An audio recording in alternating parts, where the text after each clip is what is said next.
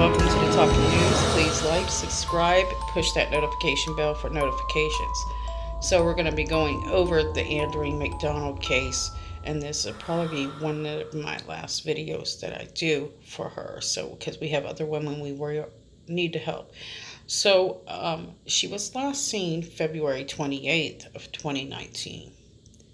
And this is what I have for you guys. Her last known steps was, and this is according to a warrant, they found her surveillance video from February 28th at Pizza Hut in the 4200 block of Thousand Oaks Drive. Shows Andreen McDonald and her daughter leaving the area around 6:20 p.m. that evening. Now, according to court documents, they say that Andreen and Andre McDonald's phones were used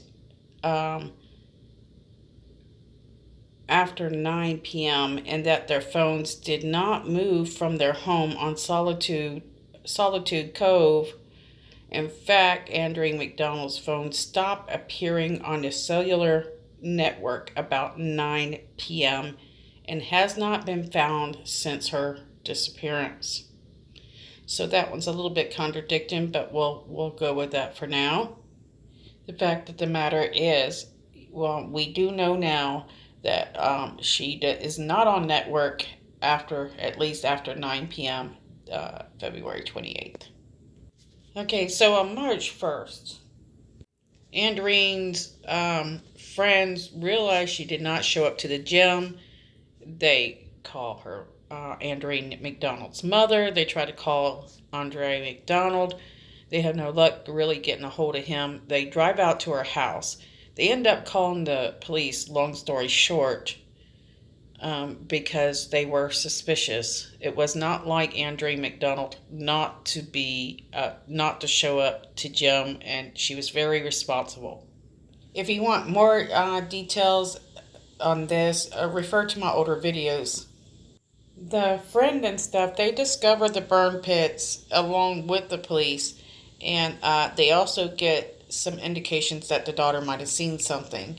So what does the search warrant say that they found? So search warrants previously obtained by KSAT 12 defenders show that the investigators found burn pits and other blood evidence in the couple's home on Solitude Cove.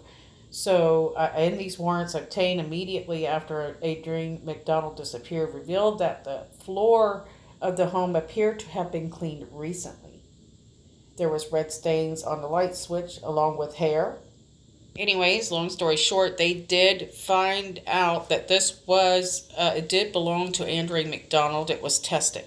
So warrants state that the investigators located what they believed to be more blood evidence in the couple's Chevrolet. So also, again, they mentioned that the documents state that the investigators also noticed a burn pile in the backyard. Okay, so according to one of the friends, one of Andreen McDonald's friends said that she found a zipper in the burn pit in the backyard of the couple's home. So in a second search, officials noticed that there was a new fire pit in the backyard, and it wasn't there during the previous searches. Court documents note that it appeared the fire pit had been recently used to destroy papers and other items. What I want to know is how in the world did he have another fire pit? Because usually you get surveillance on cases like this. Evidently he didn't. So we also found out about, the tools that he was using. We found out about receipts that he had thrown in the trash, trying to hide the evidence and items that he had bought recently. There was gas cans, all kinds of things. So this is March 2nd that investigators find evidence at McDonald's home. They find out that he purchased cans of gasoline, heavy-duty trash bags, work gloves, a portable burn barrel, a shovel, and an axe on that day. Now, Andre McDonald was talk to police at some point. Like I said, refer to my older videos for more in-depth details, because what I'm doing is working up to what's happening right now. In fact, I'm going ahead and skip that. So what we're going to talk about is Andreen McDonald was detained, if you guys remember, right after he had left a gun shop in a hurry. Police witnessed Andre purchasing a firearm and a lot of ammunition, is what we were told at the time. And investigators said that he left the place, he left behind his ID, the gun, and only had the ammo with him. So they ended up detaining him for a little while, and then he was released. March 3rd, Andreen McDonald was finally arrested. He was charged with tampering with evidence for allegedly trying to destroy receipts for items purchased after Andreen's disappearance. And we all know the outcome of that one. He was released later on bond on house arrest. But I wanted to kind of give you guys a little bit of a recap before we start going over what's happening now. So Thursday, they found remains of Andreen McDonald in the middle of a large private property field. So Andreen McDonald was rearrested today, Saturday, on the charge of murder after investigators found his wife's remains. It was in North Bexar County. So, and he's being held on a $2 million bail at the moment. Now, I want to make sure I cover this before I forget. So this is my theory. I'm trying to figure out, what was his reason for putting his wife's remains where he did. And this is my conclusion. So the way that they said that they found those remains is they found her remains mixed in with other animal bones. And those other animal bones were cattle. That being said, why would he do such a thing? Well, one reason is if you take bones and mix them in with other bones, first of all, it would be hard to see a human over the large cattle bone, and it was kind of like camouflage. And more than one way, one by scent and another by vision. But anyways, deputies were called out to the 600 block of Speck Road around 7:30 p.m. Thursday. That's the 11th, I believe. And after the bones and skull were found about 20 yards from the road on a 50-acre private property. So Sheriff Salazar said during a press conference, according to this article, Saturday, that they were, it was through dental records that they were able to make an identity for the remains through the medical examiner. So several questions is, who in the world found the remains? And according to the article, it says that in July 11th,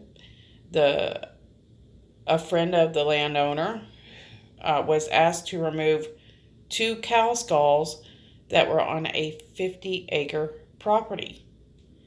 And when the man went out to that area where the cow skull was known to be, he instead found a human skull and bones mixed in with the cow bones and alerted authorities. Now later I will kind of go back through some of the press conference and we'll chat about that. I just need that time to be able to do so. But I think what we're going to do is we're going to chat about some new information that we found out on this case. Which one of those that were very interesting to me, and it's been a concern to me, and I'm sure it is a concern to you as well, is what the daughter seen. So anyways, according to an affidavit, it provides new information about what the couple's daughter told family friends following her mother's disappearance. And we've heard the old thing where she mimicked her mother suffering and having trouble breathing. The warrant states that the child made comments about Andre hurting mommy, and on one occasion, seemingly recreated the scene of where Andreen's remains were discovered on Thursday. That doesn't make quite sense to me. I don't know if that's a mistype or what. As if losing your mother isn't enough, she had to see it. So according to the warrant, the girl was playing with a doll in the backyard. And she placed the doll in a circle of rocks, broke some small, like wooden sticks, placed them over that doll. The girl poured something on top of the doll, then asked, I don't know what they mean when they say ask people for the fire, the warrant states. What we're finding out is officials are able to later, well, let's see how we can put this. So later in a warrant, officials note that the crime scene bore many similarities to the scene reenacted or enacted by the couple's young daughter. So they're saying, they had clues. They're wondering, you can only ask yourself, was the child there the entire time? Did she see everything? It's almost, you have to say, yes, she did. What kind of parent does this? And here's the part where I get that it's probably camouflaged as to why Andre chose to get rid of the remains of his wife the way he did. So according to court documents, Andreen McDonald's remains appear to have been covered with wood and bones from dead cows before being set on fire. So the investigator noted in the affidavit that the plastic or the synthetic material was found melted among the remains. Sorry, I couldn't spit it out. And this, to me, seems very well planned out. This is something, to me, that I think he might have been thinking about doing for a very long period. I'm not saying that whenever he did do this, he planned it. I think maybe that happened a little bit quicker than he wanted it to, but I think he had, thought about this. Doing this for quite a long period. The thing is, we need to figure out what would the motive be. Nobody knows. I've got a few ideas, but nothing really solid, and I know you guys do as well. Because everybody knows that he had already actually filed for divorce once and then backed out of it. We think it has to do, the money and the businesses is the reason why he did. But we all heard that a cousin of Andreen's moved in with Andre McDonald after he was released from jail the first time and on house arrest. So that kind of threw some red flags up right there. That kind of put some images in your head and ideas that maybe, maybe the cousin might have took part in this. Maybe there was an affair going on between Andre and the cousin.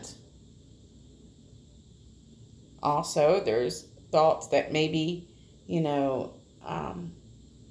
Andreen might have been talking to somebody and he found out about it. So that's just rumor right there. But people are wanting to, they got these ideas. They're trying to figure out what would make such a perfect couple go so far astray and so crazy.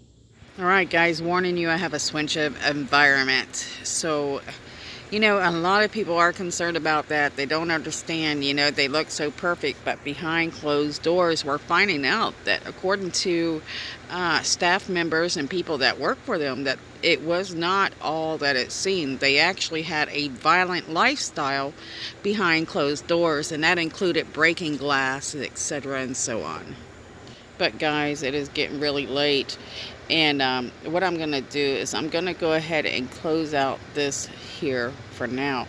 But I would like to know what you guys think about, you know, the things that you're hearing about now. I mean, the updates, the fact that she was only 6 miles away from the house, and the fact that the child knows a lot more than you know, you were led to believe. That's for certain. I mean,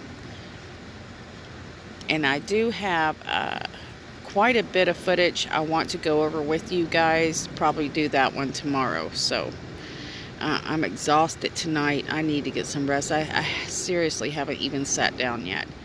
So guys, don't forget that there is a vigil coming up, and I will get you more on that information ASAP as soon as I can. I actually placed the link in the community area, so I believe the vigil's being put together by the people that actually search for Andreen for so many months.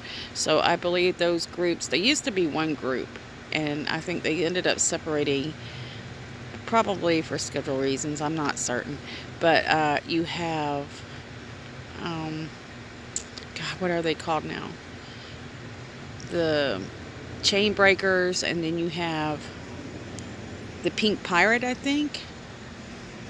So that was Melinda Purnell and her daughter. I think Libby is with that. I think Libby goes between the two groups.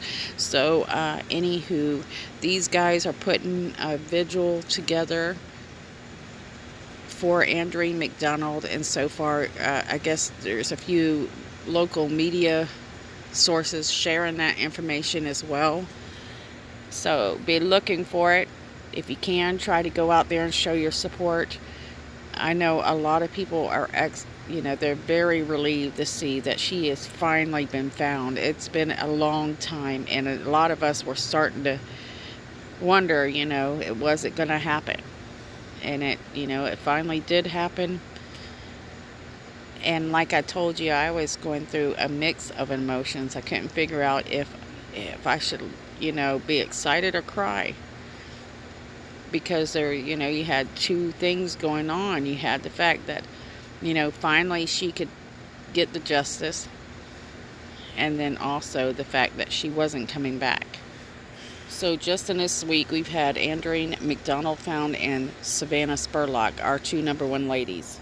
So I plan to do a story on the people that were behind the scenes, that were spending their spare time trying to help find Andreen McDonald. And there are a few volunteer search groups that were out there.